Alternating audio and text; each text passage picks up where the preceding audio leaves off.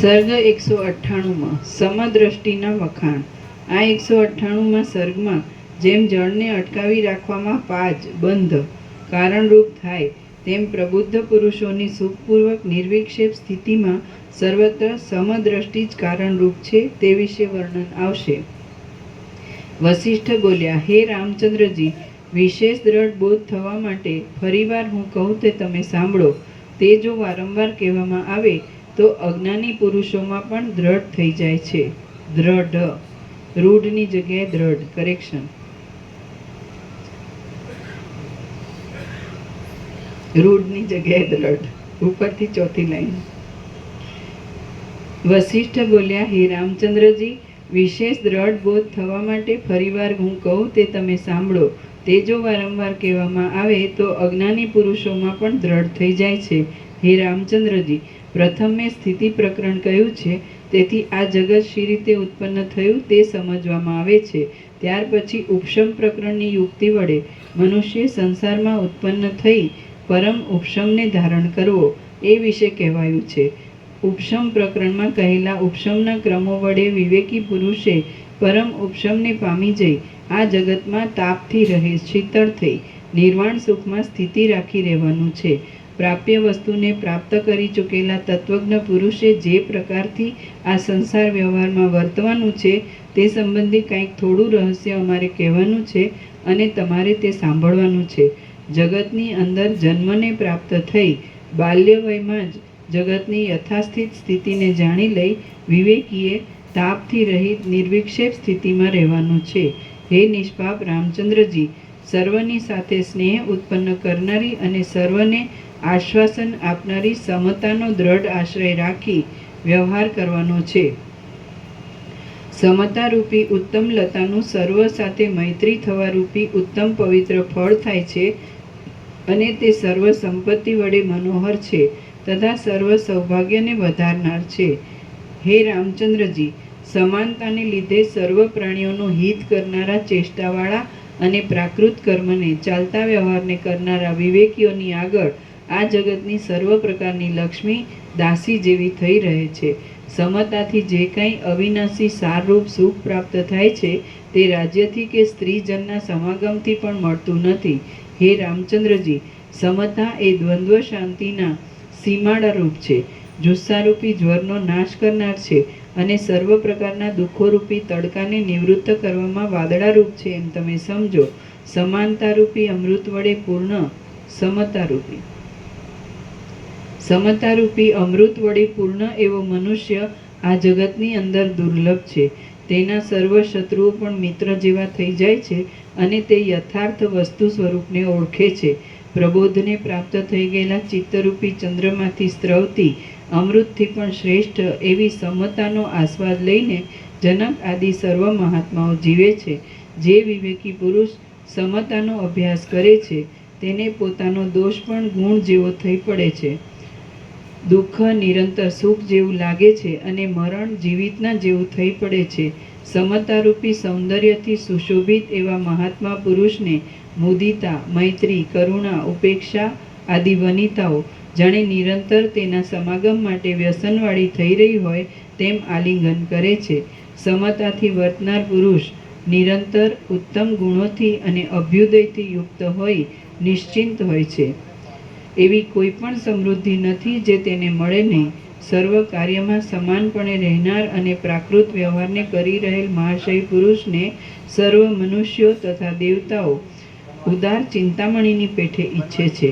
સદાચારમાં રહી સર્વનું હિત કરનાર અત્યંત પ્રસન્ન અને સમાન ચિત્તવાળા વિવેકી પુરુષને અગ્નિ દાહનું દુઃખ ઉત્પન્ન કરી શકતો નથી.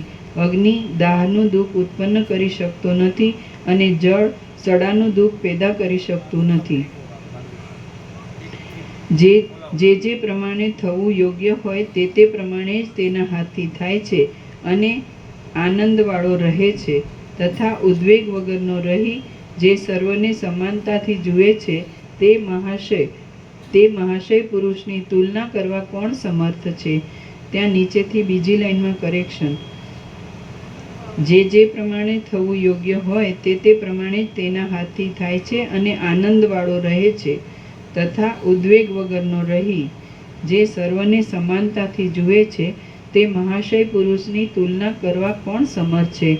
સારી રીતે વિચારી કાર્ય કરનાર તત્વજ્ઞ પુરુષની ઉપર મિત્રો, બાંધવો, શત્રુઓ, રાજાઓ અને વ્યવહાર કરનાર મહાબુદ્ધિશાળી પુરુષો વિશ્વાસ રાખે છે. પ્રાકૃત ચાલતા ક્રમથી પ્રાપ્ત થયેલા વ્યવહારને કરનાર સમદર્શી તત્વજ્ઞ પુરુષો અનિષ્ટથી બી જઈ ભાગી જતા નથી અને ઇષ્ટ પ્રાપ્તિથી ફૂલાઈ જઈ ખુશી થતા નથી.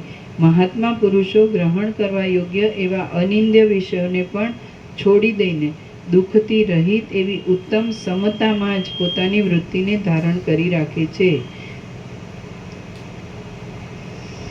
હે રામચંદ્રજી, સમતા વડે પ્રસન્ન ચિત્તવાળા પુરુષો જગતના સમૂહને તુચ્છ બુદ્ધિ વડે વૈરાગ્યથી હસે છે. તેઓ પોતે નિર્વિકાર રહે છે અને બીજાઓને વિવેક આદિના ઉપદેશથી જીવાડે છે. સર્વ દેવો અને ડાયા માણસો પણ તેમની પૂજા કરે છે. સમાન ચિત્તવાળો પુરુષ પરહિતને અર્થે પ્રાકૃત ક્રમથી ચાલતા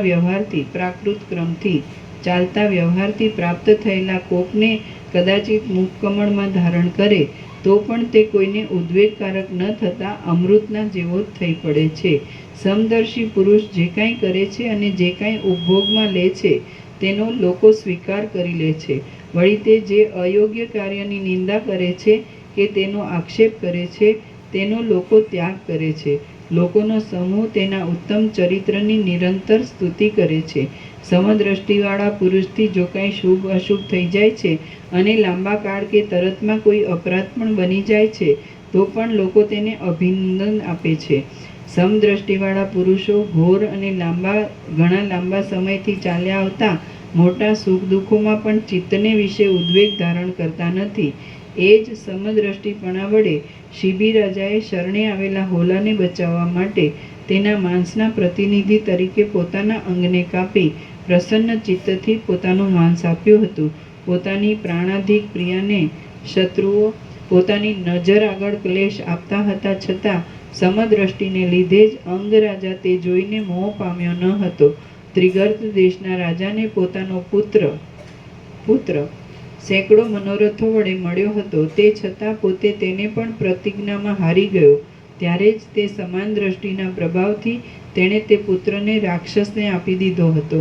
એ જ સમાન દ્રષ્ટિ વડે રાજશ્રેષ્ઠ જનક રાજા પોતાની નગરી બળી જવાના સમયમાં અને ઉત્સવમાં નગરીને શણગારવાના સમયમાં સમાન જ હર્ષ શોકથી રહિત રહ્યો હતો.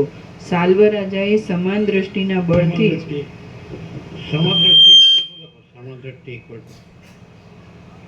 સમદ્રષ્ટિ છે ને, એટલે સમદ્રષ્ટિ ને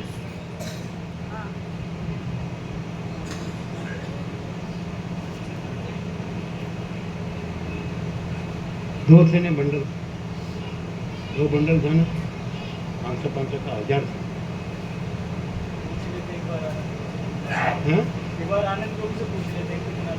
हमको मालूम है ना, 2 बंडल था ना। हाँ, इसको मालूम है ना, मामा प्रभु को मालूम है ना।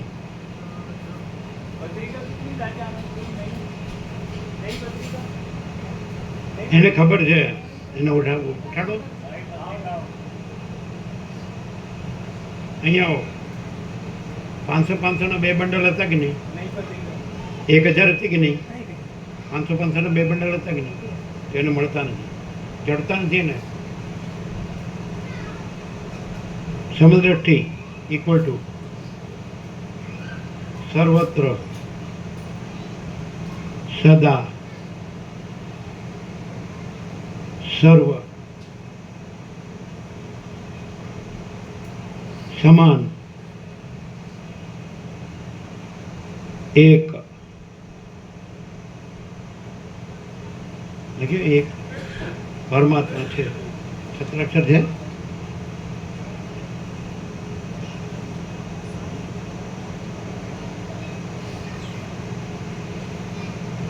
થઈ ગયા બરાબર? સમદ્રષ્ટિ આવી ગયું. સમદ્રષ્ટિ સર્વત્ર સદા સર્વ સમાન એક પરમાત્મા છે. સર્વત્ર સદા સર્વત્ર સદા સર્વ સમાન એક પરમાત્મા. એટલે કાંઈ ભેદભાવ છે? બરાબર. આચાર્ય દેવો ભવ સર્વત્ર સદા સર્વ સમાન એક પરમાત્મા છે. બરાબર. એટલે કોઈ ભેદભાવ નથી. ક્લિયર નથી? સમદ્રષ્ટિ બરાબર છે? સમદ્રષ્ટિ ક્લિયર છે? ક્લિયર છે? બોલો સત્રાક્ષર. સમદ્રષ્ટિ ઇક્વલ ટુ સમદ્રષ્ટિ બરાબર સમદ્રષ્ટિ ઇક્વલ ટુ સર્વત્ર સદા સર્વ સમાન એક પરમાત્મા છે. એનું નામ સમદ્રષ્ટિ. સર્વત્ર સદા સર્વ સર્વ સર્વ સર્વ સર્વ ઓલ એન્ડ ઓલ ઓન સર્વત્ર સદા સર્વ સમાન એક પરમાત્મા છે. એને ક્લિયર? સમદ્રષ્ટિ.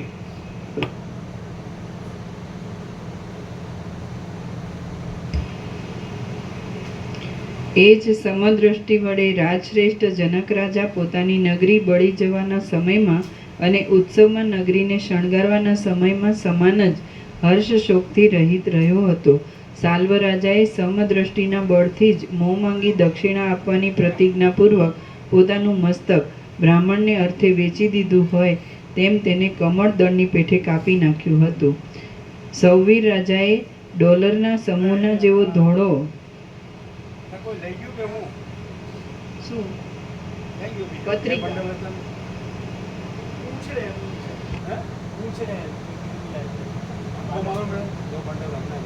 उसको मालूम है ना मामा को नहीं मालूम है. ये बंडल था 500 पास ना 1000. चलो वांचो.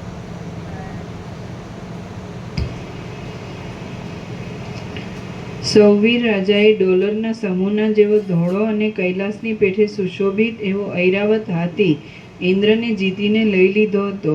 સમદ્રષ્ટિપણાથી તેણે યજ્ઞની અંદર તે હાથી બ્રાહ્મણોના વચનથી ઇન્દ્રને પાછો આપી દીધો હતો.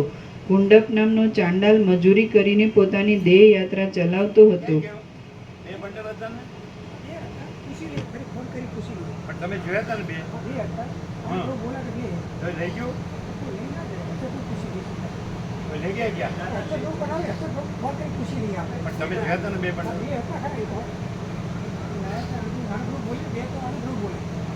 કોઈ લઈ ગયું. ચાલો 1000 લાયા હતા આનંદ પ્રભુ 1000. જો કેમ ગયું બે બંડલ અમે જોયા છે એને જોયા છે બે 500 ના બે બંડલ લઈ ગયો છે 500 ના બે બંડલ લાયા. આ તો પછી ક્યાં મૂક્યા છે જો ચાલો.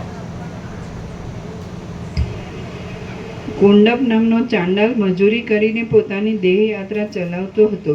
કાદવમાં ખૂંચી ગયેલી બ્રાહ્મણની 5 ગાયોને તેણે એક ગાયને મજૂરીને બદલે લેવાની ઠરાવીને બહાર કાઢી હતી. આમ ઠરાવી લીધેલ તે એક ગાયને પણ પુષ્કરમાં બ્રાહ્મણને આપી દઈને તે દેવરૂપ થઈ ગયો હતો. સમદ્રષ્ટિના પ્રભાવથી જ તેણે આ કર્યું હતું. કદમ વનનો રાક્ષસ સર્વ પ્રાણીઓનો ક્ષય કરનારી રાક્ષસી વૃત્તિથી જીવતો હતો. સમદ્રષ્ટિના અત્યંત અભ્યાસથી તેણે તેનો ત્યાગ કર્યો હતો. બાલચંદ્રના જેવા મનોહર જડ ભરતજીએ સમદ્રષ્ટિ વડે ગોળના લાડુની પેઠે ન્યાયથી ભિક્ષારૂપે પ્રાપ્ત થયેલા અગ્નિનું ભક્ષણ કર્યું હતું. સમાન બુદ્ધિપણાને લીધે જ ધર્મવ્યાધ ક્રૂર વ્યવહાર કરનારો હોવા છતાં પોતાના દેહને છોડી પરમ પદને પ્રાપ્ત થઈ ગયો હતો. કપરદન નામના રાજર્ષિ નંદનવનની અંદર રહ્યા હતા. તે પોતે પુરુષાર્થવાળા હતા, છતાં પણ સમાન દ્રષ્ટિ વડે તે પોતામાં આસક્ત થઈ રહેલ દેવાંગનાઓમાં પણ લોભાયા ન હતા. એ જ રાજર્ષિ સમાન ચિત્તને લીધે રાજ્યને છોડી દઈ કરંજના વૃક્ષો વડે ગહન એવા વિંધ્યાચળના જંગલના જળમય પ્રદેશોમાં નિશ્ચેષ્ટ થઈ ઘણા સમય સુધી રહ્યા હતા.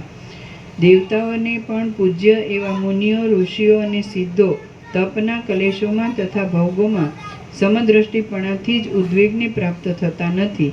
કેટલાક રાજાઓ અને ધર્મવ્યાધ આદિ બીજા સામાન્ય પંક્તિના મૂર્ખ જેવા માણસો સમદ્રષ્ટિપણાના અભ્યાસથી જ મોટા પુરુષોને પણ પૂજવા યોગ્ય થઈ ગયા છે. ઉત્તમ બુદ્ધિવાળા પુરુષો આલોકમાં અને પરલોકમાં સિદ્ધિ મેળવવા માટે પુરુષાર્થમાં પ્રવૃત્તિ કરવા સારું સમદ્રષ્ટિને જ ધારણ કરી નિરંતર વિચર્યા કરે છે. તત્વજ્ઞ પુરુષે મરણની ઈચ્છા ન કરવી, તેમ જીવિતની પણ ઈચ્છા ન કરવી, પરંતુ યથાપ્રાપ્ત વ્યવહારને કરતા રહી અહિંસક રહી વિચરવું. સમાનતા વડે ગુણ દોષને એક રૂપે જ સમજનાર, સુખ દુઃખને અને પર અપરને એક સમાન રૂપે જાણનાર, સદા વિહારી પરિવ્રાજક, સદા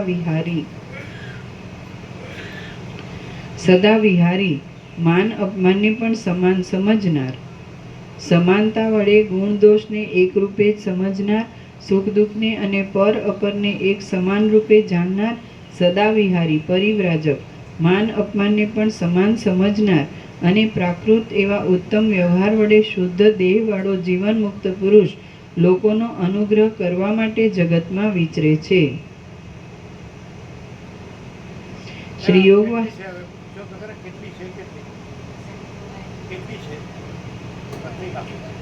શ્રી યોગવાસિષ્ઠ મહારામાયણમાં નિર્વાણ પ્રકરણના ઉત્તરાર્ધનો સમદ્રષ્ટિ પ્રશંસા નામનો સર્ગ 198મો સમાપ્ત. સર્ગ 199મો જીવન મુક્ત પુરુષોની સ્થિતિ. આ 199મા સર્ગમાં સર્ગ 199મો જીવન મુક્ત પુરુષોની સ્થિતિ. આ 199મા સર્ગમાં જીવન મુક્ત પુરુષોને કર્મ કરવાથી કાંઈ પ્રયોજન નથી, તેમ કર્મના ત્યાગથી કાંઈ ક્ષતિ નથી, તથાપિ તેઓ સત્કર્મ કર્યા કરે છે એ વિશે વર્ણન કરવામાં આવશે. રામ બોલ્યા, હે મહારાજ,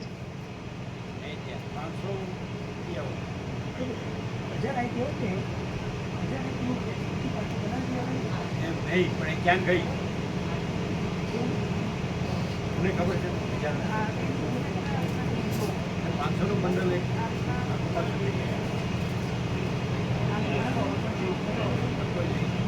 કોઈ લઈ પછી કરે લઈ જવાનું વધારે લઈ ગયા આમાં તે જગ્યા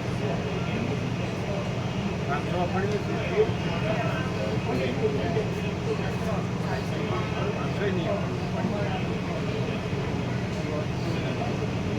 થોડી આપતા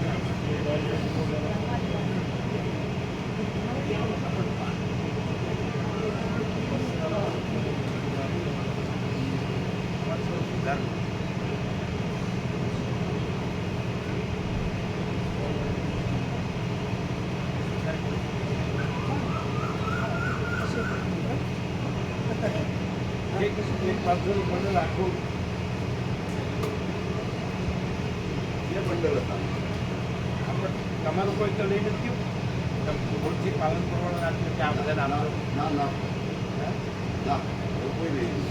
એમને પાલનપુર આપવા માટે લઈ જોઈએ. એમને તો એક આપી હતી સિંગલ. બંડલ કોઈ બંડલ તો આપણે આપી જ નથી, અહીંયા જ હતું, જોયું જ નથી. બંડલ 2 હતા. આ 2 હતા 505. રામ બોલે, હે મહારાજ, નિરંતર જ્ઞાનમાં જ નિષ્ઠા રાખવાથી આત્મારામપણાને લીધે જીવન મુક્ત પુરુષો કર્મનો ત્યાગ શા માટે કરતા નથી? વશિષ્ઠ બોલ્યા, જેમની હેય દ્રષ્ટિ અને ઉપાદેય દ્રષ્ટિ એ બંને ક્ષીણ થઈ ગયેલી હોય તેને ક્રિયાના ત્યાગ વડે પણ શું પ્રયોજન છે અને ક્રિયાના આશ્રય વડે પણ શું પ્રયોજન છે? જીવન મુક્ત પુરુષને એવું કાંઈ ઉદ્વેગ કરનાર પણ હોતું નથી કે તેનો ત્યાગ કરવો પડે, તેમ એવું કાંઈ અવશ્ય અનુષ્ઠાન કરવા યોગ્ય પણ નથી કે જે તેનું ગ્રહણ કરવું પડે.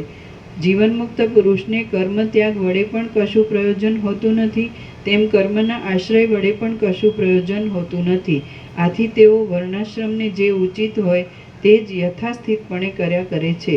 હે રામચંદ્રજી, આ દેહ જીવન પર્યંત અવશ્ય ચેષ્ટા કરે છે, તો પછી તે યથાપ્રાપ્ત સદાચારને અવ્યગ્રપણાથી કર્યા કરો. બીજા વ્યવહારોનું તેને શું પ્રયોજન છે? પોતાના વર્ણાશ્રમના ક્રમને છોડી દઈ કોઈ બીજા જ પ્રકારે અને બીજા જ વિષયમાં ક્રિયા કરવાથી શું ફળ છે? જો શુભ અશુભ બંને માર્ગમાં પ્રવૃત્તિ કરવાની વાત સમાન છે, તો પછી સારા માર્ગે દોરવામાં શો દોષ છે? હે રામચંદ્રજી, સિદ્ધિ અસિદ્ધિમાં તુલ્ય રહેનાર, નિરંતર સ્વચ્છ અને નિર્વિકાર એવી બુદ્ધિ વડે જે કર્મ કરે જે પ્રકારે કરવામાં આવે છે તે સર્વદા નિર્દોષ જ છે. હે મહાબાહુ રામચંદ્રજી, આ પૃથ્વીની અંદર દીર્ઘદ્રષ્ટિથી જોનારા વિચક્ષણ પુરુષો બહુ દોષવાળા અનેક વ્યવહારોમાં અનેક પ્રકારે વિહાર કરે છે.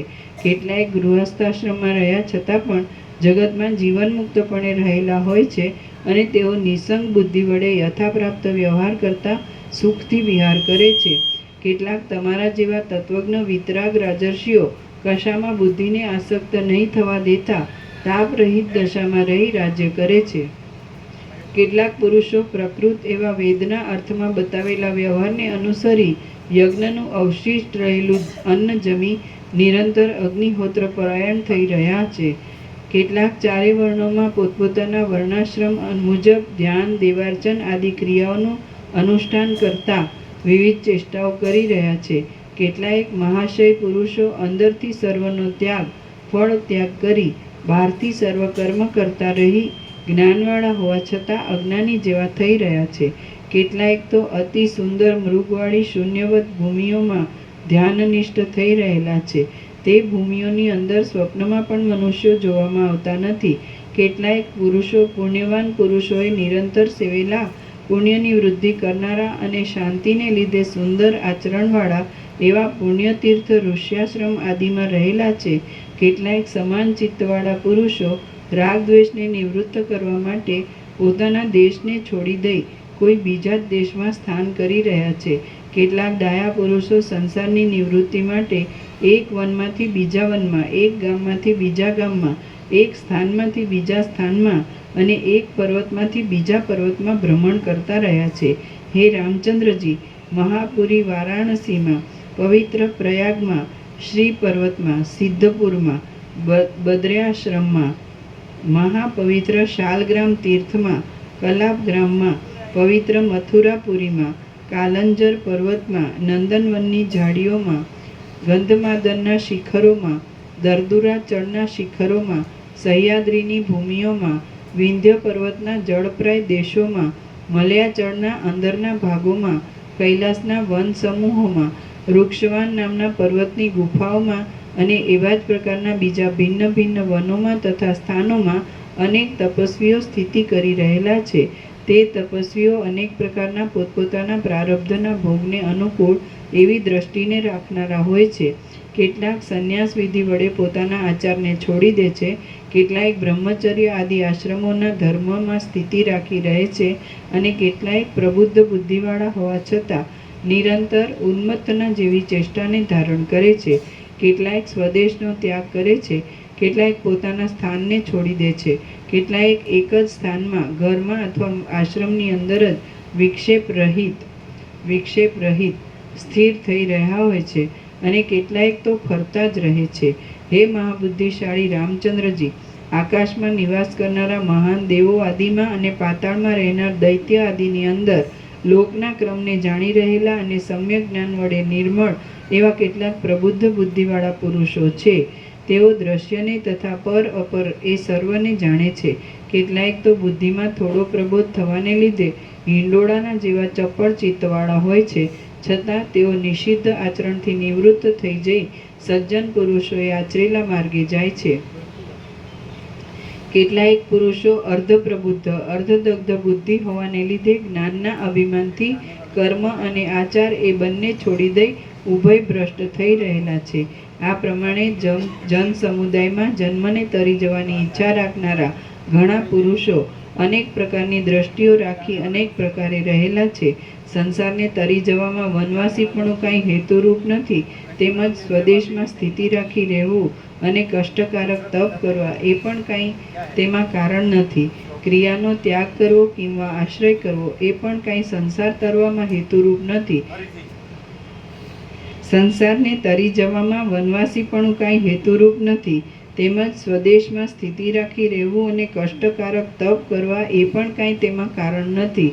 ક્રિયાનો ત્યાગ કરવો કિંવા આશ્રય કરવો એ પણ કાંઈ સંસાર તરવામાં હેતુરૂપ નથી, તેમજ સત્કર્મમાં પ્રાપ્ત થનાર પ્રખ્યાતિ, લાભ, ઐશ્વર્ય, વર્ષ આપનું સામર્થ્ય આદિ પણ તેમાં હેતુરૂપ નથી. સંસાર તરી જવામાં એક તત્વજ્ઞાન જ કારણરૂપ છે. સંસાર તરી જવામાં એક તત્વજ્ઞાન જ કારણરૂપ છે. ઊંઘે છે ને? ઊંઘે છે. જો છે ને? જો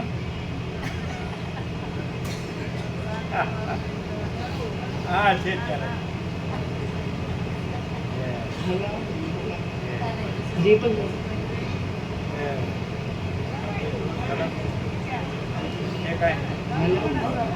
उसको छूटा. ઓય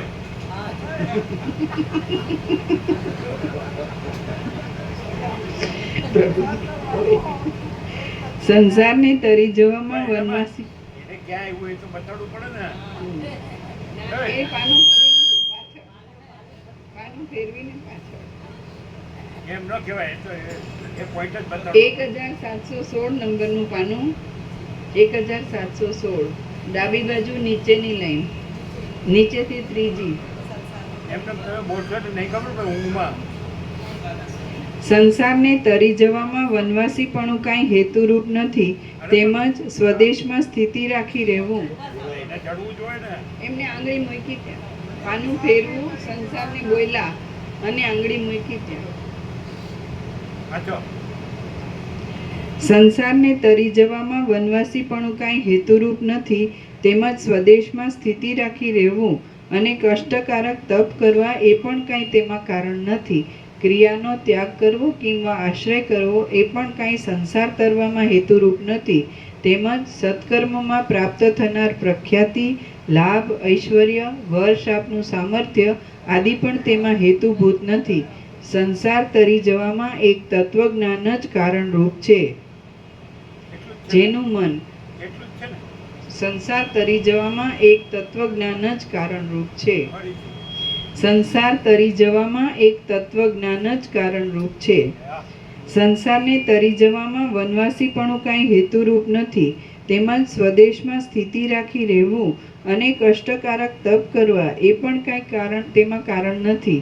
ક્રિયાનો ત્યાગ કરવો કિંવા આશ્રય કરવો એ પણ કાંઈ સંસાર તરવામાં હેતુરૂપ નથી, તેમજ સત્કર્મમાં પ્રાપ્ત થનાર પ્રખ્યાતિ, લાભ, ઐશ્વર્ય, વર્ષ આપનું સામર્થ્ય આદિ પણ તેમાં હેતુભૂત નથી.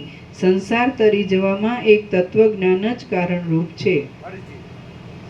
સંસારને તરી જવામાં પેલું ડોબું છે એને સાંભળ્યું? ક્યાં છે? સાંભળ્યું?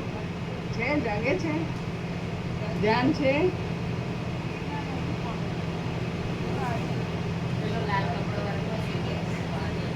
જાગી ગયા. જાગી ગયા. સાંભળ્યું?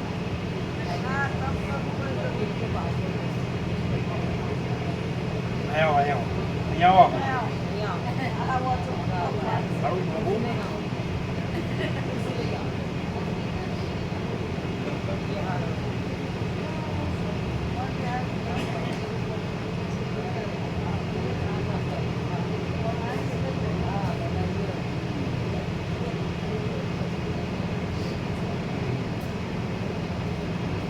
હા ને તમે કે તમારું જે અત્યાર સુધી જે જોયેલું છે, જાણેલું છે, તમે જે માનેલું છે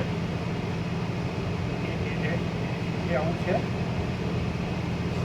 તમે જે અત્યાર સુધી જે ભણ્યા છો, કર્યું છે, જોયેલું, જાણેલું, માનેલું છે એ આવું છે. એટલે બધું ખોટું છે કે નહીં? આ તમે કરો છો સાચું છે? વાંચો. ઉભા રહો.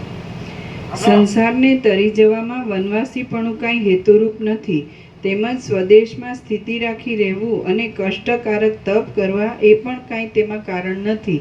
ક્રિયાનો ત્યાગ કરવો કિંવા આશ્રય કરવો એ પણ કાંઈ સંસાર તરવામાં હેતુરૂપ નથી, તેમજ સત્કર્મમાં પ્રાપ્ત થનાર પ્રખ્યાતિ, લાભ, ઐશ્વર્ય, વર્ષ આપનું સામર્થ્ય આદિ પણ તેમાં હેતુભૂત નથી. સંસાર તરી જવામાં એક તત્વજ્ઞાન જ કારણરૂપ છે. ખાલી આમ જ કરવાનું અને જે આપણે માનતા હોય માનવાનું એ જ સાચું અને કર્તવ્ય કરવાનું એ જ સાચું. અને આમ રખડવાનું બધું. આ આશ્રમ કે પેલો આશ્રમ, પેલા ભાઈનું ઠેકાણું નથી એને લઈને. એની કરતાં ઘરમાં માની જોડે રહ્યો અને માની સેવા કરો, કરતા વગર બધું. અને આ બધું શરીરના કષ્ટ આપ્યા વગર. આ તો એમ કહો કે આ ખોટું છે. નકા તો એમ કે અમે બધું જે ફર્યા છીએ ને બધું માન્યું છે ને એ અમે જાણ્યું છે ને કર્યું છે એ બધું સાચું લખી આપો અમને. અત્યાર સુધી તમે જે બધું ફર્યા છો કે જોયું છે કે જાણ્યું છે કે માન્યું છે માન્યું છે કે કર્યું છે એ સાચું છે બધું? આ સાચું નથી? આમાં મામ કરો. અમે એમ કે આ સાચું નથી તો એમાં ચોપડીમાં આને એને ઘેર પહોંચાડો ને માની પાસે રખડ્યા વગર અને શરીરને કષ્ટ આપ્યા વગર ને એના ભાઈને રખડાવ્યા વગર. અહીં કઈ છે એવું? આ છે એવું છે કે નહીં? આ છે એવું અહીંયા છે કે નહીં? આમાં છે એવું અહીં છે કે નહીં? અને તમે જે બધું જે ચિત્ત ભમાવો છો એ કાંઈ આમાં છે? ઘર ભેગા થઈ જાઓ, મારી સેવા કરો અને ભાઈને રખડાવો, આ કાંઈ કામ નહોતું. અને એનો ઉપાડી ફરો. તમે જરા બધા આશ્રમને પહેલો આશ્રમને આ દાદો ને આ પપ્પો ને આ બધું બનાવટ અહીં કોઈ નથી. દાદો ને પપ્પો જતા ઘરે માની સેવા કરો.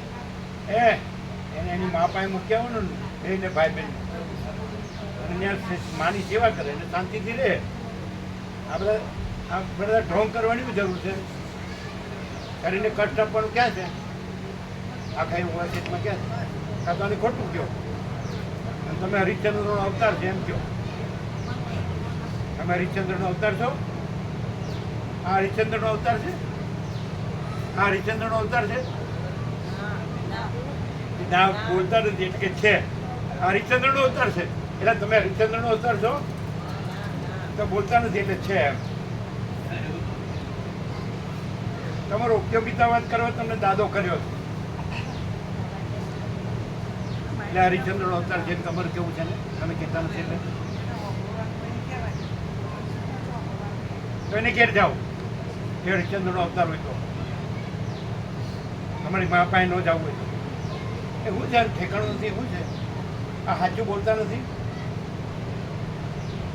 કેમ સાચું બોલતા નથી? વાત કરી અમે એમ કહીએ છીએ કે હરિશ્ચંદ્રનો અવતાર છે અને જો છે ને તો તમારે બેને અહીંથી જતા રહેવાનું, અહીં નહીં આવવાનું કોઈ દિવસ. તમે બે હરિશ્ચંદ્રના અવતાર છો ને, અહીં કોઈ હરિશ્ચંદ્ર નથી. અહીં તો પરમ તત્વ છે. તો આ હરિશ્ચંદ્રનો અવતાર છે. જાઓ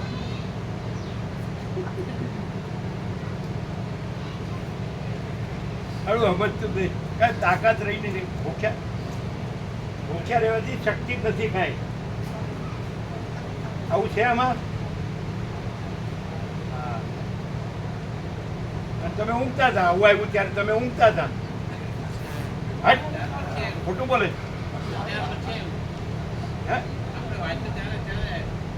હા પણ તમે ઊંઘતા હતા એટલે આવું આવે ત્યારે જ તમે ઊંઘતા હો છો. એટલે પછી તમે કે મને અનુભવાતું નથી. ક્યાંથી અનુભવાય? જ્યારે અનુભવવાનું આવે ત્યારે તમે ઊંઘતા હો તો ક્યાંથી અનુભવાય? એટલે તમારી ભૂલ છે, આની ભૂલ નથી. આ તો સંપૂર્ણ સત્ય જ છે. શું કહો છો? બધા સાક્ષી છો ને? જ્યારે ટોપનું આવે ત્યારે ઊંઘે જ કે નહીં? નકામું. પછી કે મને અનુભવાતું નથી. ક્યાંથી અનુભવાય? અમે કેમ એક એક અક્ષરમાં અખંડ છે 43 રાઉન્ડથી. તો પછી કરવું છે બીજું અને દેખાવ કરવો છે કે અમે બધું જાણીએ છીએ, બધું અમારું બરાબર આવું જ છે ને આવું છે. આવું છે દુનિયામાં કોઈનું આવું છે? હું આવું છું ને આવું જાણું છું ને આવું કરું છું ને આવું માનું છું ને આવું બધું છે? હું છું ને આ જગત છે ને હું મારું છે ને આવું છે? અરે ગપ્પા મારે કોને ઉડું બનાવતું? હલો સંસારને તરી જવામાં વનવાસીપણું કાંઈ હેતુરૂપ નથી. તેમજ સ્વદેશમાં સ્થિતિ રાખી રહેવું અને કષ્ટકારક તપ કરવા એ પણ કાંઈ તેમાં કારણ નથી. ક્રિયાનો ત્યાગ કરવો કિંવા આશ્રય કરવો એ પણ કાંઈ સંસાર તરવામાં હેતુરૂપ નથી. તેમજ સત્કર્મમાં પ્રાપ્ત થનાર પ્રખ્યાતિ, લાભ, ઐશ્વર્ય વર્ષ આપનું સામર્થ્ય આદિ પણ તેમાં હેતુભૂત નથી. સંસાર તરી જવામાં એક તત્વજ્ઞાન જ કારણરૂપ છે. જેનું મન કશામાં આસક્ત નથી તે આ સંસાર સાગર તરી ગયો છે એમ સમજવું. ફરીથી જેનું મન કશામાં આસક્ત નથી તે આ સંસાર સાગર તરી ગયો છે એમ સમજવું.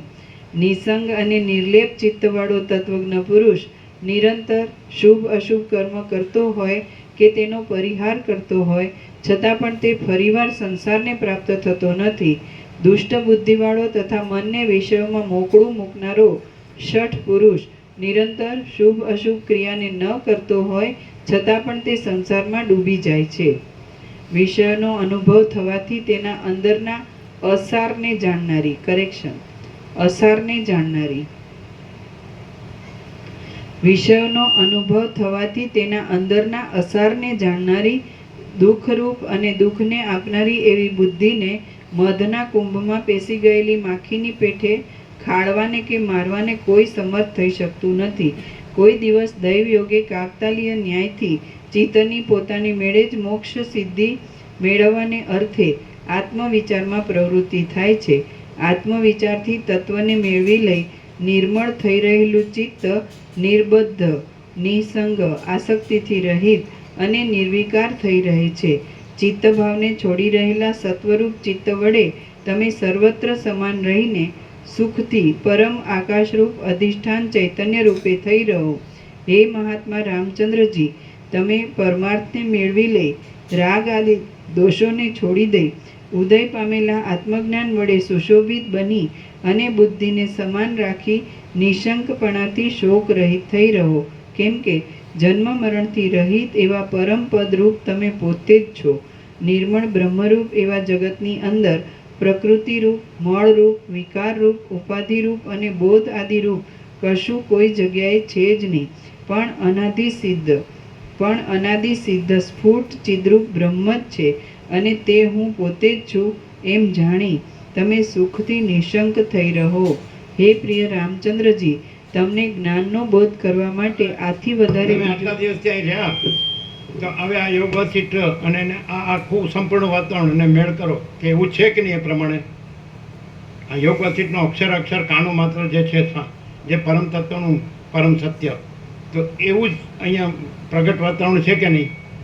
અને બીજો કોઈ દોષ હોય તો બતાડો, અને બીજે ક્યાંય વર્લ્ડમાં હોય તો બતાડો આવું ચોખ્ખું. બીજું કાંઈ નહીં, પરમ તત્વ જ, પરમ કૈવલ્ય અને અનંત સંપૂર્ણ છે કે નહીં? અને તમે એમ કહો અમારે આવું જ છે તો એ સાચું? એ અમારું તમારું અહીં ક્યાં છે? અમારું એમ કહો છો તો ખોટું નહીં? અમારું ક્યાં એવું પરમ તત્વમાં? અમારે આવું જ છે એટલે ગ્રંથિ આવી કે નહીં? અમારું તો અહીંયા તમારું આરોપ શું કામ કરો છો? અહીં તો હું તો મારું તારું નથી, અહીં ક્યાં લેવા દેવા છે? અને પેલું અંદર કુછ બહાર કુછ, બોલના કુછ કરના કુછ, એવું અહીં ક્યાં છે? આમ સંપૂર્ણ શુદ્ધ છે કે નહીં આખું અખંડ? બીજું કાંઈ હોય તો કયો? અને પછી જો અંદર બધું તમારું ભરેલું રાખ્યું હશે તો કાંઈ નહીં લાભ થાય. અને જ્યારે સાચું આવશે ત્યારે ઊંઘતા હશો તો એ ખબર નહીં પડે. તો પછી એક જ વાક્યમાં બધું આવી જાય. તો એ જ અહીંયા છે કે બીજું કાંઈ છે? આખા યોગ યુનિવર્સિટીમાં જે છે એ જ અહીંયા છે કે બીજું કાંઈ છે? અને બીજે ક્યાંય આવું છે? હું વગર કાંઈ છે? હું મારું વગર ક્યાંય છે? એ સંસારનું હોય, માયાનું હોય કે ધર્મનું હોય, બધામાં હું મારું હોય. વ્યક્તિવાળો બધામાં. શું કે અહીં ક્યાં છે? જો હૈ સો હૈ. ચલો, કેટલું બાકી?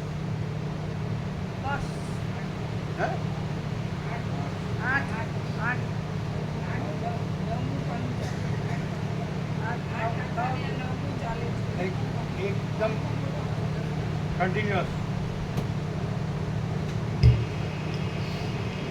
હા, ખબર જુઓ, સુપરફાસ્ટ.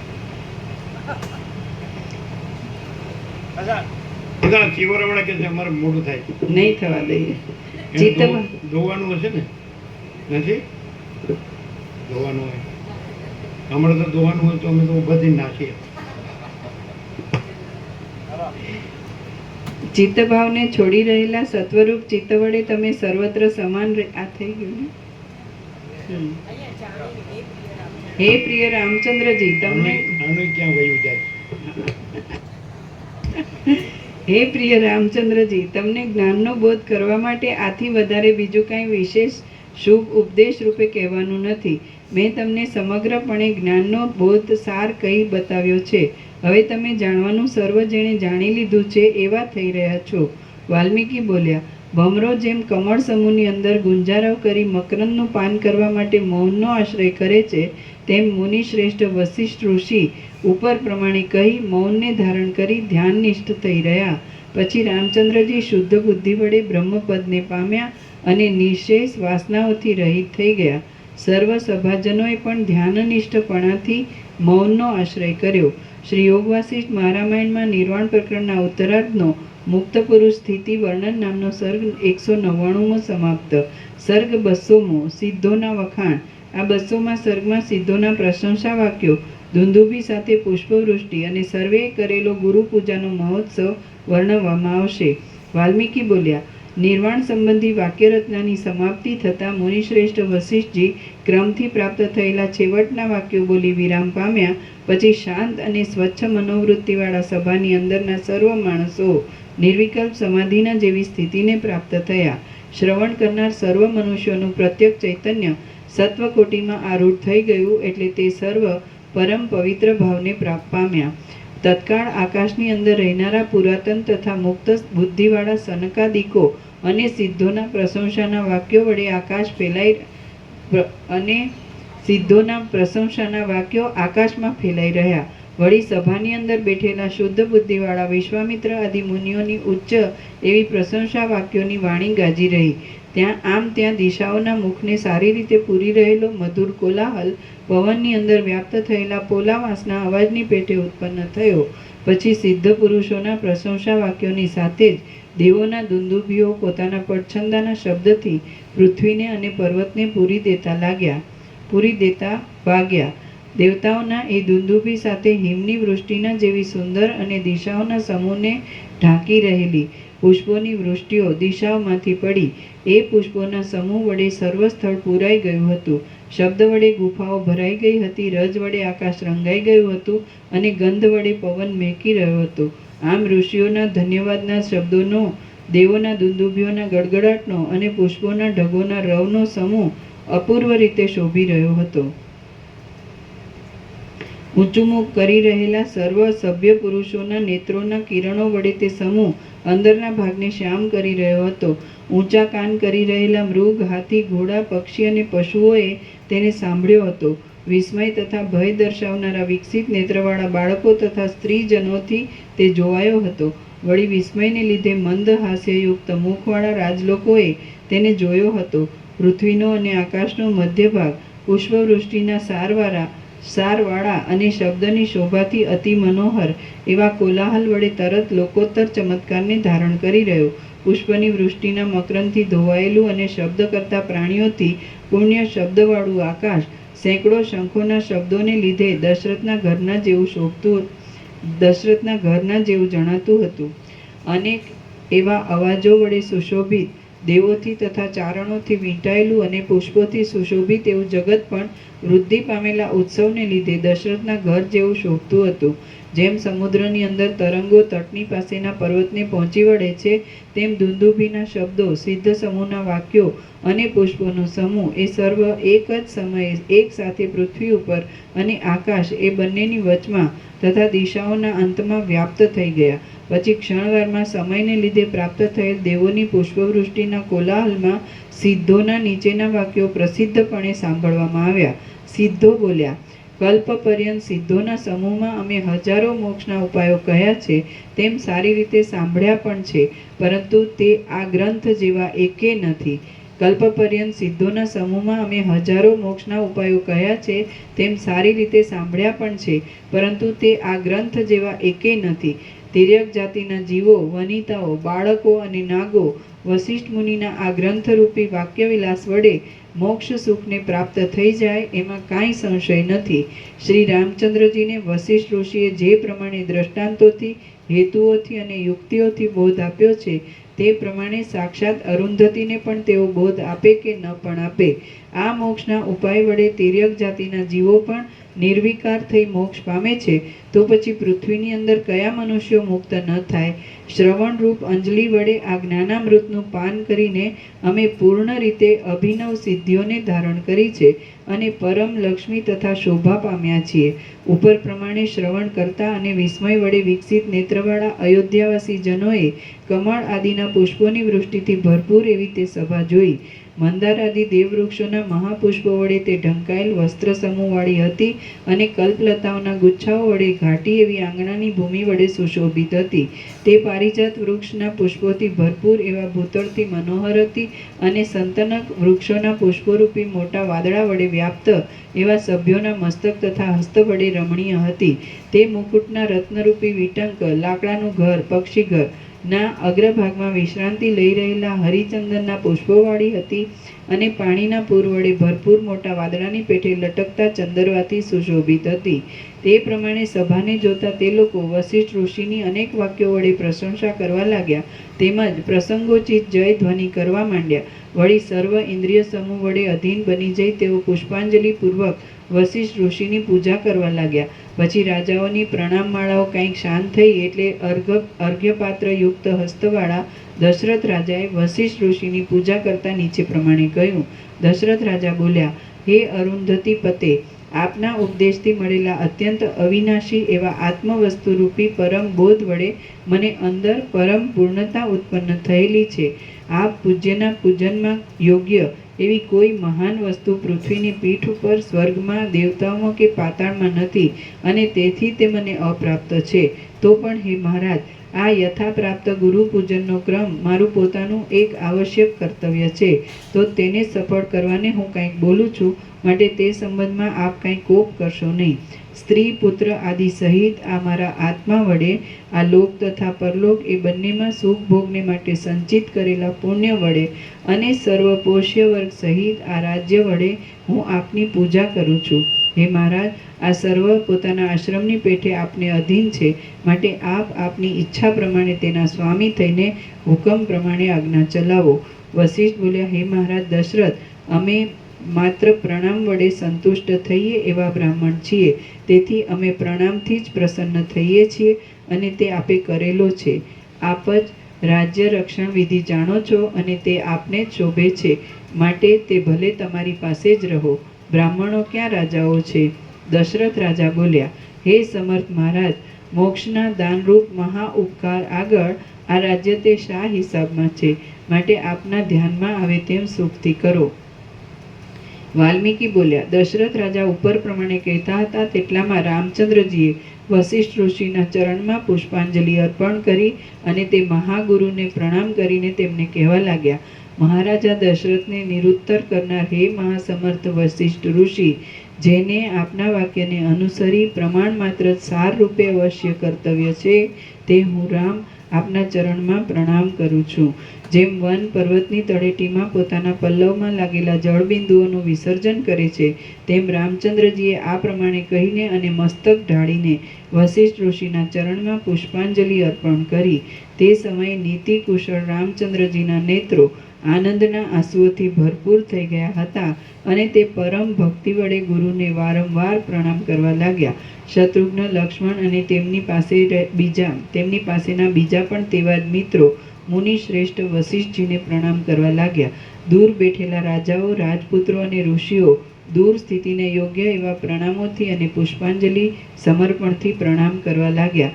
હિમાલય જેમ હિમથી ઢંકાઈ જાય છે, તેમ તે સમયે મહામુનિ વશિષ્ઠજી પુષ્પાંજલિની વૃષ્ટિથી ઢંકાઈ ગયા. હવે સભાનો મોક્ષ અને પ્રણામોનો સમૂહ શાંત થયો. પછી માન્ય એવા મુનિઓની પાસે પોતાનું બનાવેલું શાસ્ત્ર જાણે સત્ય વસ્તુના સંબંધમાં સદોષ હશે કે નિર્દોષ હશે એમ કંઈક સંદેહવાળા હોય તેમ વશિષ્ઠ ઋષિએ પોતાના બંને હાથ વડે પુષ્પોના પુંજને ખસેડી નાખ્યો. આમ જેમ ધોળા વાદળાને ખસેડી ચંદ્ર દેખાય છે તેમ તે કંઈક પૂછવાની ઈચ્છાથી દેખાયા.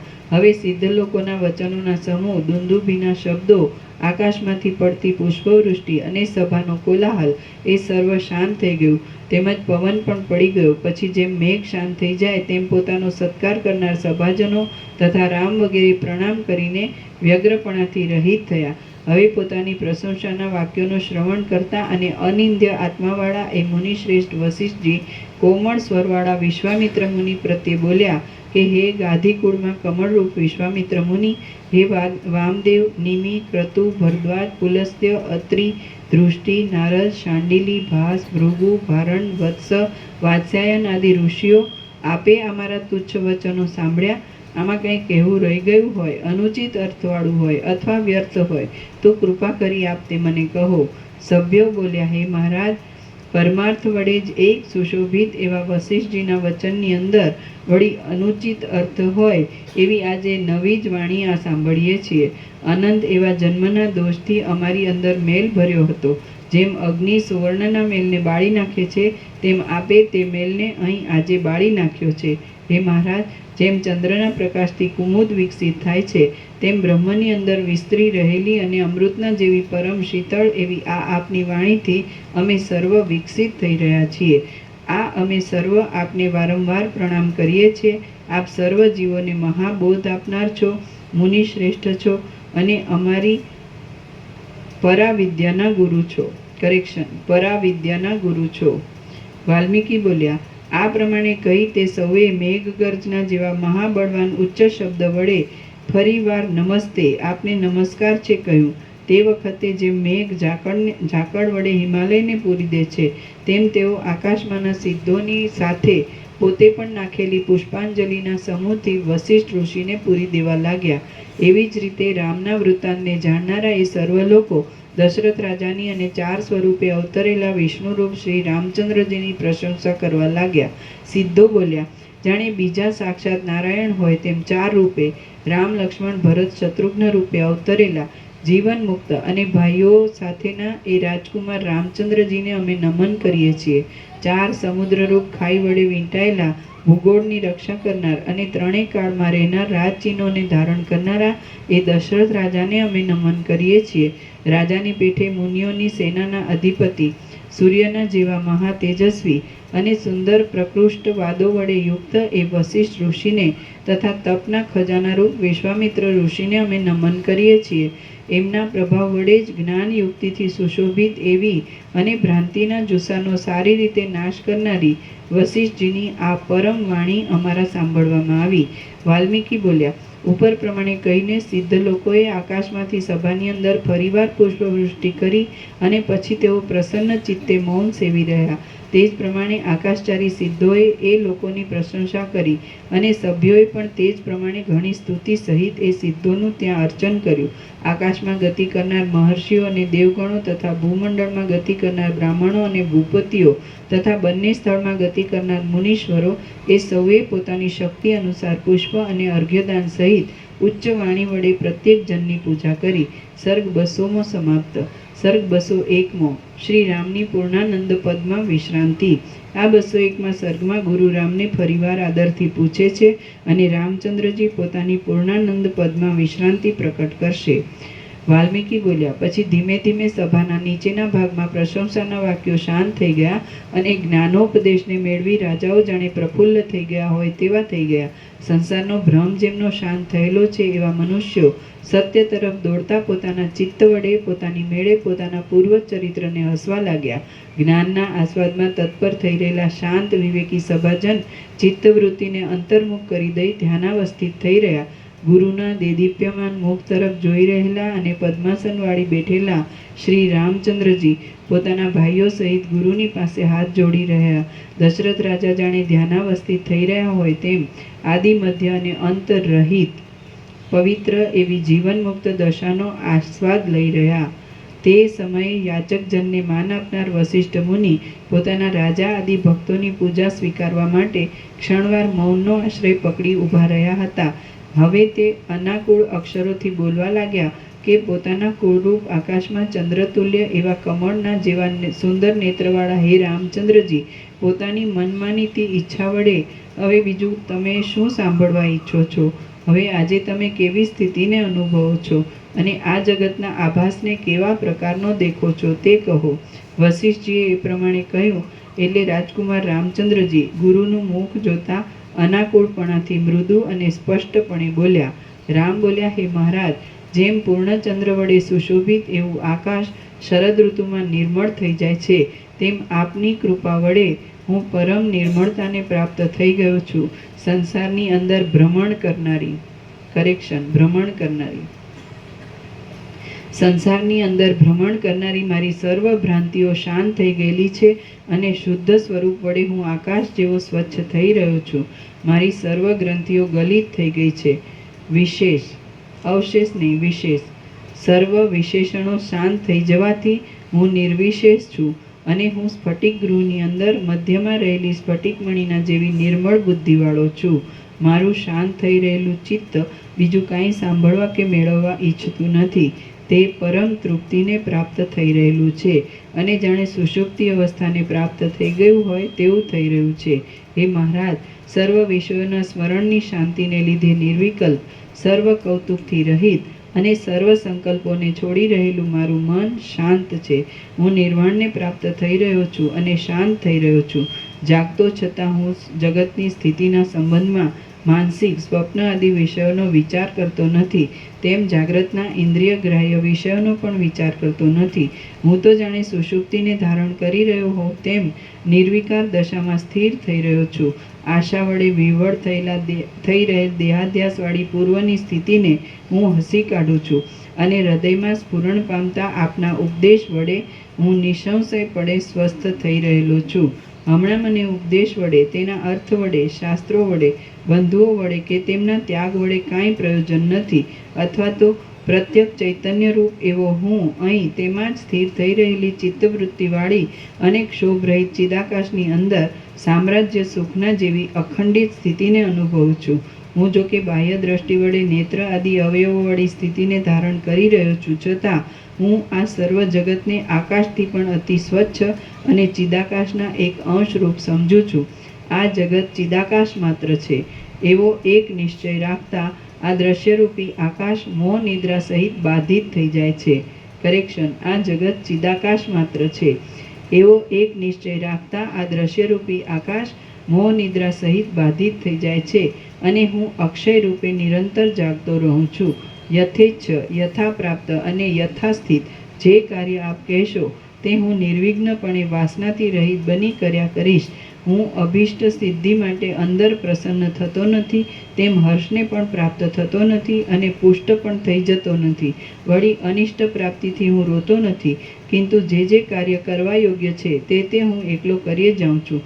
મારી ભ્રાંતિ જતી રહી છે. આ સૃષ્ટિ ભલે બદલાઈ જાઓ, પ્રલયકાળનો પવન ભલે વાવા લાગો અને આ આખો દેશ ચંદ્રમાર્ગની પેઠે આકાશના જેવો શૂન્ય થઈ જાઓ, તો પણ હું સ્વસ્થપણે નિર્વિક્ષેપ દશાનો આશ્રય કરી પોતાના આત્મામાં જ સ્થિર થઈ રહ્યો છું. હે મહારાજ, હું વિશ્રાંતિને પ્રાપ્ત થઈ ગયો છું. બાહ્ય ઇન્દ્રિયો વડે ન જણાય તેવા સ્વરૂપવાળો છું અને મન વડે પણ દુર્લક્ષ્ય છું. આકાશ જેમ મુષ્ટિ વડે બંધને પ્રાપ્ત થતું નથી, તેમ હું આશાઓ વડે બંધને પ્રાપ્ત થતો નથી. ઝાડમાં રહેલા પુષ્પમાંથી જેમ ગંધ આકાશમાં ફેલાઈ રહ્યો હોય છે, તેમ હું દેહનું ઉલ્લંઘન કરી દેહાધ્યાસને છોડી દઈ સમાનપણાથી આત્મામાં સ્થિર થઈ રહ્યો છું. પ્રબોધને પ્રાપ્ત થયેલા અથવા અપ્રબુદ્ધ એવા સર્વ રાજાઓ અનેક પ્રકારના કર્મવાળા રાજ્યોની અંદર પોતાને સુખ થાય તેમ વિહાર કરે છે. તે જ પ્રમાણે હું પણ હર્ષ, શોક અને આશાથી રહિત બની સર્વત્ર સ્થિર એવી એક સમાન દ્રષ્ટિનું અવલંબન કરી નિઃશંક રીતે આત્મામાં સ્થિતિ રાખી રાજ્યતંત્રમાં વિહાર કરું છું. હે મહારાજ, સર્વ આનંદના ઉપર રહેલા બ્રહ્માનંદ વડે હું સુખી છું. તેથી હું દેહની અંદર વિષય સુખની ઈચ્છા કરતો નથી. હું બાહ્ય વ્યવહારમાં સર્વ મનુષ્યના જેવો જ થઈ રહ્યો છું. માટે આપની ઈચ્છા પ્રમાણે આપ મને આજ્ઞા કરો. હે સુશીલ વસિષ્ઠ ઋષિ, બાળક જેમ યથાપ્રાપ્ત ક્રીડા કરતો રહે છે તેમ હું નિશંકપણાથી યાવત દેહ, જ્યાં સુધી દેહ રહે ત્યાં સુધી સર્વત્ર એક નિર્મળ બ્રહ્મદ્રષ્ટિ રાખી આ યથાપ્રાપ્તિ સંસાર સ્થિતિનું પાલન કરીશ. હે મહારાજ, હું ભોજન કરું છું, જળપાન કરું છું, અહીં રહ્યો છું અને પોતાનું કર્તવ્ય કર્મ કરતો રહું છું. હું આપની કૃપાથી આશંકાઓથી રહિત થઈ ગયો છું.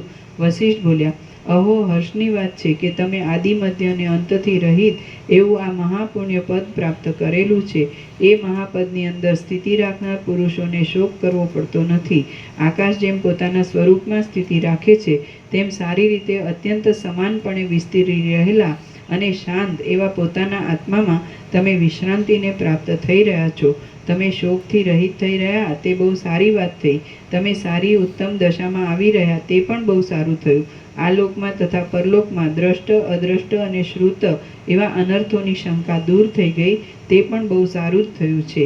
હે વત્સ રામચંદ્રજી, તમે આત્મજ્ઞ થવાથી બોધ વડે રઘુવંશના ભૂત ભવિષ્યત કુળોની સંતતિને પવિત્ર કરો છો તે રૂઢી વાત છે.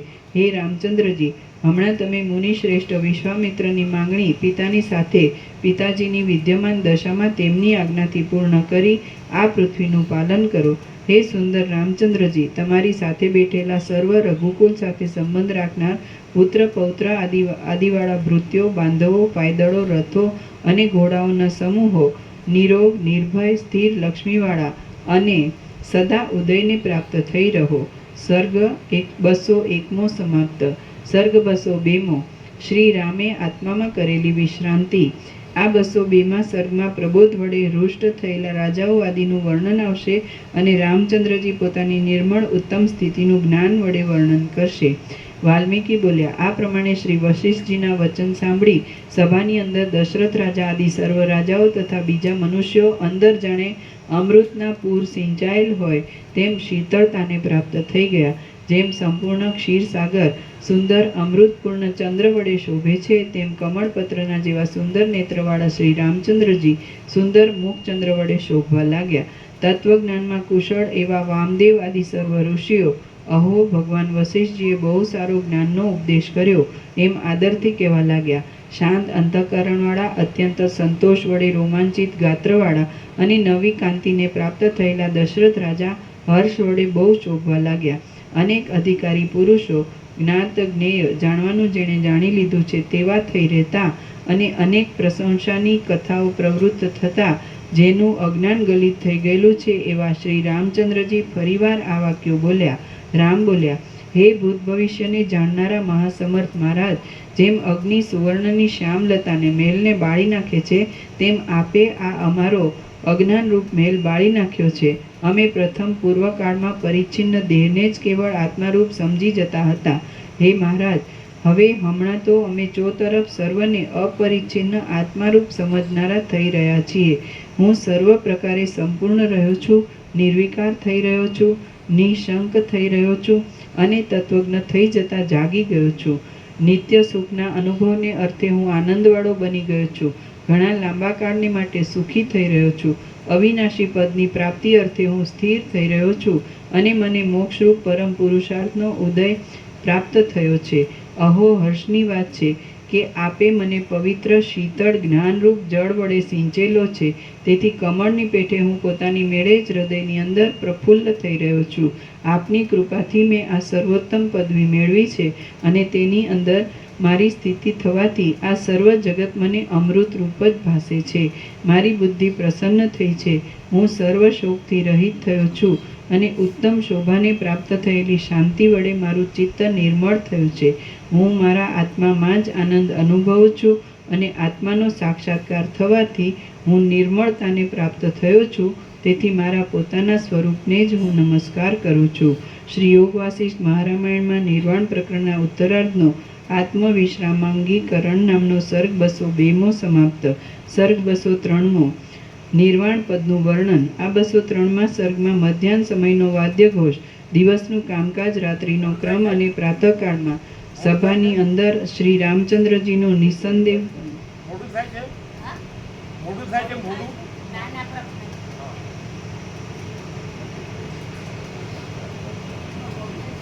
ચાલો આ 203માં સર્ગમાં મધ્યાહન સમયનો વાદ્યઘોષ, દિવસનું કામકાજ, રાત્રિનો ક્રમ અને પ્રાતઃકાળમાં સભાની અંદર શ્રી રામચંદ્રજીનું નિસંદેહપણું એ વર્ણવવામાં આવશે.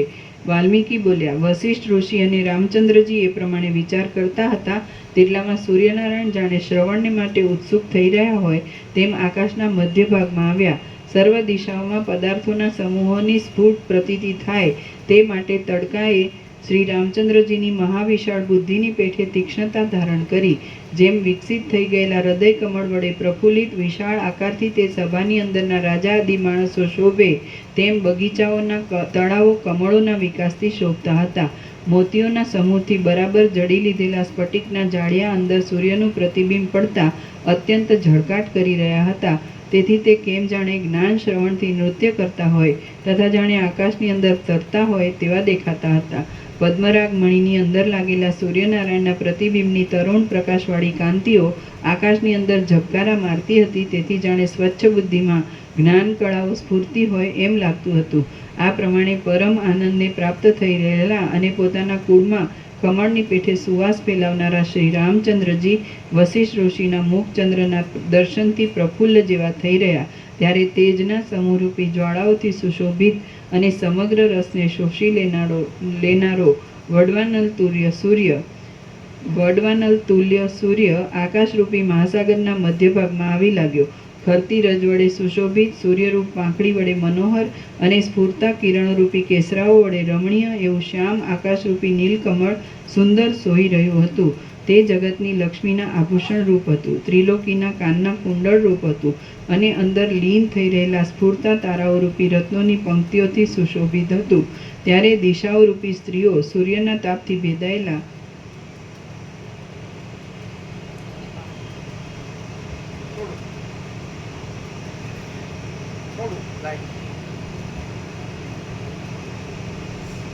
વધારે થઈ ગયું.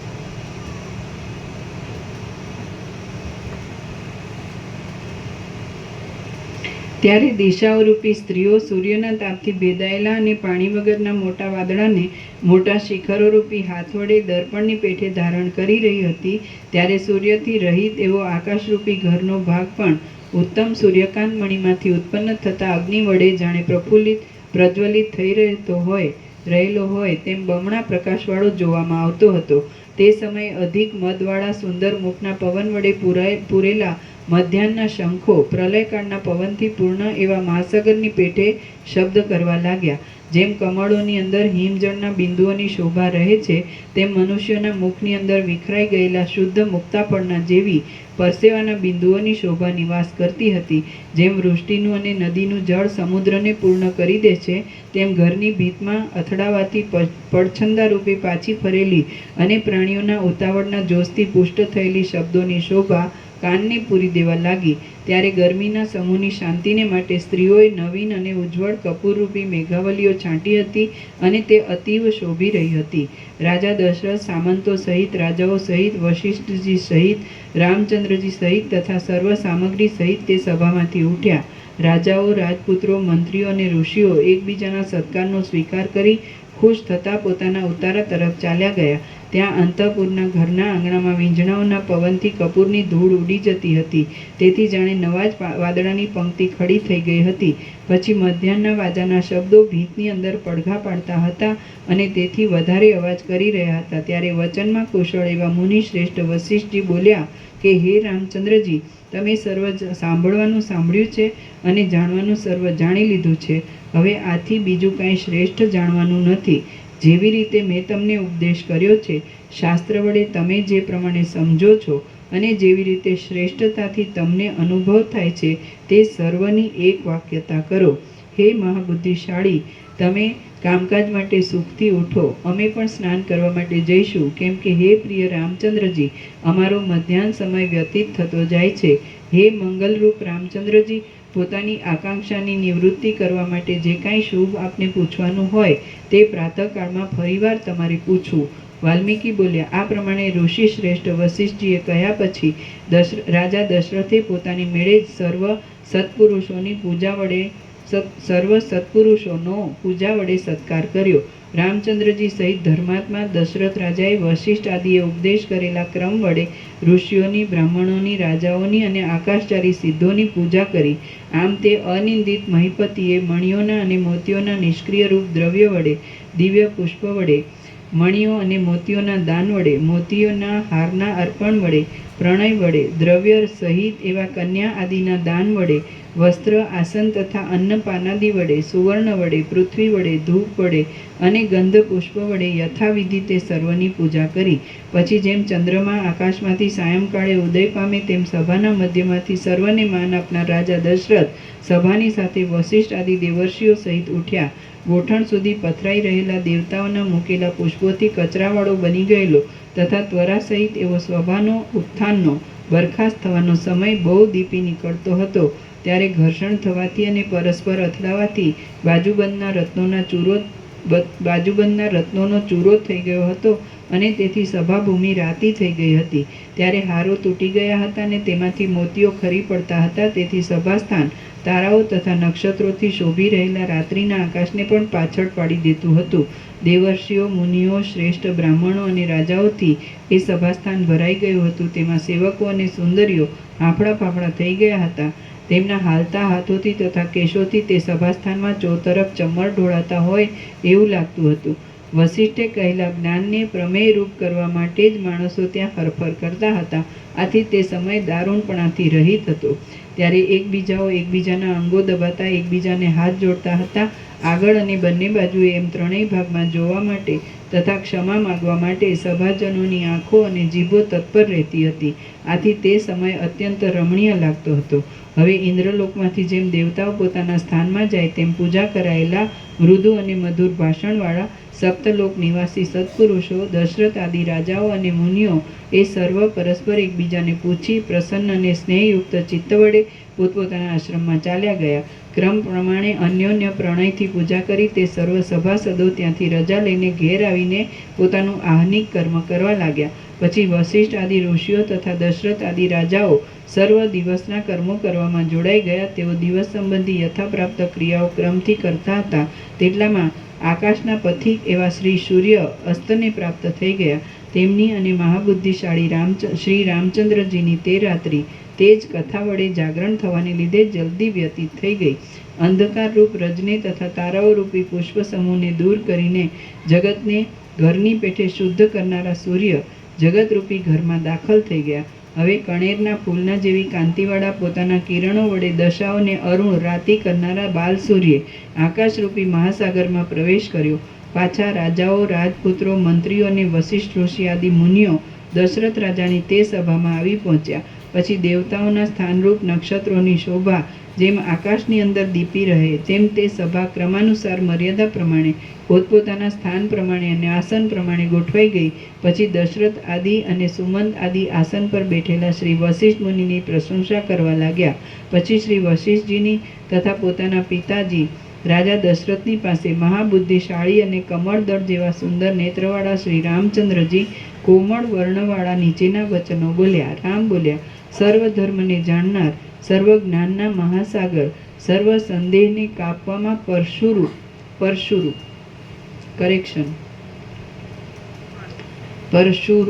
રામ બોલ્યા, સર્વ ધર્મને જાણનાર, સર્વ જ્ઞાનના મહાસાગર, સર્વ સંદેહ કાપવામાં પરશુરૂપ અને બીજાઓના ભય શોકનો નાશ કરનાર હે વશિષ્ઠ ઋષિ, હવે મારે બીજું શું સાંભળવાનું છે અથવા શું જાણવાનું છે? જો કંઈ સાંભળવાનું હોય તો તે સર્વ આપ મને કહેવાને યોગ્ય છો. વશિષ્ઠ બોલ્યા, હે રામચંદ્રજી, તમે સર્વ વાતે સારી બુદ્ધિ પામ્યા છો. હવે તમારે કાંઈ પણ સાંભળવાનું બાકી નથી રહ્યું. આ તમારી બુદ્ધિ કૃતકૃત્ય છે. તે પ્રાપ્ત કરવાની વસ્તુ પામી ચૂકી છે. આથી તે આત્માની અંદર જ સ્થિર થઈ રહેલી છે. છતાં તમે પોતે જ બુદ્ધિ વડે વિચારીને કહો કે આજે તમે અંદર કેવા થઈ રહ્યા છો તથા હવે તમારે અવશ્ય સાંભળવાનું શું બાકી રહ્યું છે? રામ બોલ્યા, હે મહારાજ, હું માનું છું કે મારી બુદ્ધિ હવે કૃતકૃત્ય છે. હું નિર્વાણને પ્રાપ્ત થઈ ગયો છું, શાંત થઈ રહ્યો છું. મને હવે કોઈ પ્રકારની આકાંક્ષા નથી. જે કહેવાનું હતું તે આપે કહ્યું છે અને જે જાણવાનું હતું તે સર્વ મેં જાણી લીધું છે. કૃતકૃત્ય થઈ રહેલી આપની વાણી વડે સુખથી હવે સુખથી વિશ્રાંતિને પ્રાપ્ત થાઓ. જ્ઞેય વસ્તુ મેળવવા માટે જે જાણવાનું હતું તે મેં જાણ્યું છે. આ સર્વ જગતનું બ્રહ્મૈક રસપણું વિશેષે કરી મારા જાણવામાં આવ્યું છે. મારા દ્વૈત ભાવનો નાશ થઈ ગયો છે. દ્રશ્યના ભેદનું બધું ભાન ગલિત થઈ ગયું છે, કેમ કે મેં સંપૂર્ણપણે સારી રીતે વિચારીને સંસારીપણાની આસ્થા છોડી દીધી છે. શ્રી યોગ વાસિષ્ઠ મહારામાયણમાં નિર્વાણ પ્રકરણના ઉત્તરાર્ધનો નિર્વાણ વર્ણન નામનો સર્ગ 203મો સમાપ્ત. ઓમ ઓમ ઓમ.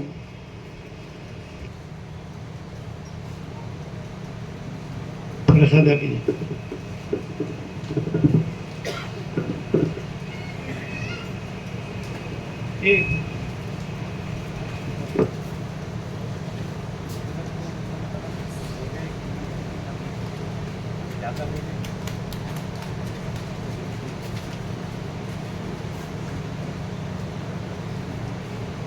સાંભળો, આ સવારે આપ્યા હતા, અત્યારે આ ભાઈ આ પ્રભુ હાલે જ.